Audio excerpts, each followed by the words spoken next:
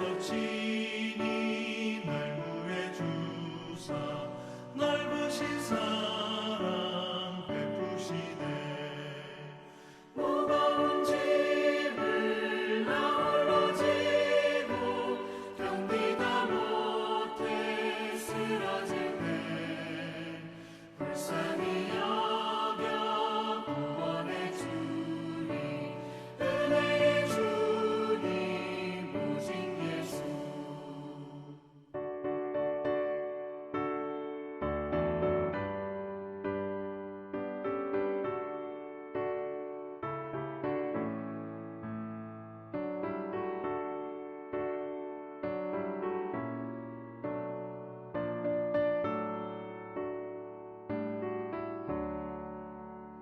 내 짐이 점점 무거워질 때 주 예수 앞에 아뢰면 주께서 친히 날 구해 주사 내 대신 짐을 져주시네.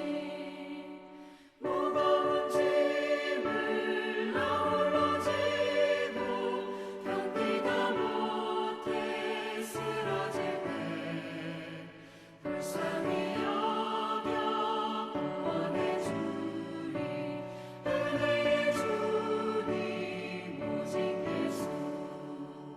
마음의 시험 무서운 죄를 주 예수 앞에 아뢰면 예수는 나의 능력이 되사 세상을 이길 힘 주시네. 무거운 짐을 나 홀로 지고 견디다 못해 쓰러질 때 불쌍히 여겨 구원해 주니 은혜의 주님 오직 예수. 하나님께서 오늘 우리에게 주시는 말씀은 고린도후서 5장 1절로 7절까지의 말씀입니다. 고린도후서 5장 1절로 7절까지의 말씀을 제가 봉독하겠습니다. 만일 땅에 있는 우리의 장막집이 무너지면 하나님께서 지으신 집 곧 손으로 지으신 것이 아니요 하늘에 있는 영원한 집이 우리에게 있는 줄 아느니라. 참으로 우리가 여기 있어 탄식하며 하늘로부터 오는 우리 처소로 덧입기를 간절히 사모하노라. 이렇게 입음은 우리가 벗은 자들로 발견되지 않으려 함이라. 참으로 이 장막에 있는 우리가 짐진 것 같이 탄식하는 것은 벗고자 함이 아니요 오히려 덧입고자 함이니 죽을 것이 생명에 삼킨 바 되게 하려 함이라. 곧 이것을 우리에게 이루게 하시고 보증으로 성령을 우리에게 주신 이는 하나님이시니라. 그러므로 우리가 항상 담대하여 몸으로 있을 때에는 주와 따로 있는 줄을 아노니 이는 우리가 믿음으로 행하고 보는 것으로 행하지 아니함이로다. 이는 살아계신 하나님의 말씀입니다. 오늘 본문인 고린도후서 5장의 말씀은 우리가 아주 잘 알고 있는 말씀이기도 합니다. 그리고 장례 예배 때 집례하시는 목사님들이 주로 인용하셔서 자주 설교하시는 본문이기도 합니다. 우리의 장막집이 무너지면 하늘에 있는 영원한 집이 우리에게 있는 줄 아느니라 라고 하는 이 부분을 인용하여 사람이 죽으면 육신의 장막이 무너졌다라는 표현을 중심으로 설교를 하곤 합니다. 맞는 말입니다. 육신의 장막은 언젠가는 무너질 집이라고 할 수 있습니다. 그렇다고 해서 우리의 육신의 장막이 아무 소용없는 무너져야 할 죄악 덩어리를 지칭하는 것은 아닙니다. 육신은 악하다, 그리고 영혼은 거룩하다. 이 이원론에 근거한 선악의 관계로 육신을 바라보는 사상이 영지주의 이단 사상입니다. 바울 당시에 이 영지주의라는 이단 사상이 팽배해 있었던 점을 감안할 때 바울은 오늘 본문에 의도적으로 또 역설적으로 육신이 악하기 때문에 벗어버려야 할 껍데기가 아니라 거룩한 하늘의 장막이 감싸 안아야 할 현실에서 우리를 덮고 있는 장막일 뿐이다 라고 표현을 하고 있는 것입니다. 오늘 본문에 보시면 육신의 장막은 반드시 언젠가는 무너집니다. 그러나 그 연약한 껍데기와 같은 육신을 벗어버려야 한다는 당위성을 주장하고 있지는 않습니다. 육신의 장막 위에 오히려 하늘의 장막을 덧입는 것이다 라고 바울이 기록을 하고 있는 것을 알 수 있습니다. 4절을 보시면 바울이 이렇게 이야기합니다. 참으로 이 장막에 있는 우리가 짐진 것 같이 탄식하는 것은 벗고자 함이 아니요 오히려 덧입고자 함이니 죽을 것이 생명에 삼킨 바 되게 하려 함이라. 벗고자 함이 아니요 오히려 덧입고자 함이니, 하나님의 뜻은 우리가 육신으로 느끼는 연약함, 삶의 고통으로 느껴지는 육신의 장막이 하루빨리 벗겨져야 하는 하찮은 것으로 여기지 않으신다는 거예요. 육신의 장막은 벗는다는 개념보다 연약한 육신의 장막 위에 은혜의 하늘의 장막이 덧입혀진다라는 것입니다. 바울은 이것을 어떻게 표현하고 있냐 하면 죽을 것이 생명에 삼킨 바 되는 것이다 라고 이야기를 하고 있습니다. 대부분의 목사님들이 오늘 본문을 주로 장례 예배 때 인용을 많이 하시고 육신의 장막이 무너진다는 것의 의미를 자꾸만 죽음에 빗대어서 벗어버려야 할 것을 벗어버렸다라고 설교를 하는 경향이 있기 때문에 우리는 육신의 장막은 벗겨지고 새로운 하늘의 장막이 입혀져야 한다고 성도들이 착각을 하게 되는 거예요. 성경의 원문은 그렇게 이야기하지 않는다는 것입니다. 성경의 이야기는, 성경이 말하는 하늘의 장막은 연약한 육신의 장막이 반드시 벗겨져야만 입을 수 있는 그런 한계를 가진 제한된 하늘의 장막이 아니라는 것입니다. 죄악되고 연약한 우리의 몸의 장막까지 완벽하게 덧씌워서 우리를 새로운 피조물로 충분히 만들고도 남을 만큼의 거룩하고 순결하고 강력한 하나님의 영색의 장막이 하늘의 장막이라는 것입니다. 육신의 상태와 상관없다는 거예요. 그러니까 하늘의 장막은 한계를 지니지 않습니다. 육신의 장막 위에 덧입혀져도 충분히 그 죄악과 연약함을 상쇄시킬 수 있는 영원한 장막이라는 것을 바울이 말하고 있는 것이죠. 다시 말해서 육신의 장막 위에 하늘의 장막이 덧입혀진다는 개념은 죽을 수밖에 없는 육신의 장막이 영생의 하늘의 장막에 삼킨 바 되려 하는 것이 하나님의 뜻이라는 거예요. 그러니 육신의 장막 함부로 해도 되고 영혼만 거룩하고 순결하면 된다라고 하는 교리는 잘못된 가르침입니다. 영혼이 소중한 만큼 우리의 육신도 소중하고 잘 돌보아야 합니다. 왜요? 둘 다 거룩하신 하나님께서 허락하신 것 때문이죠. 그래서 바울은 이야기합니다. 너희는 너희가 하나님의 성전인 것과 성령이 너희 안에 계시는 것을 알지 못하느냐. 누구든지 하나님의 성전을 더럽히면 하나님이 그 사람을 멸하시리라.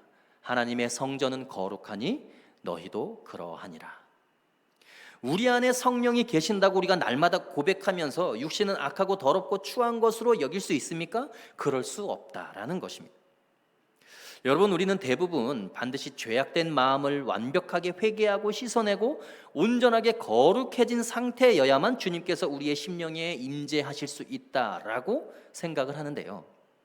내면에 죄가 있으면 주님이 들어오지 못하신다라고 생각하는 것 자체가 주님의 능력을 제한하는 거예요.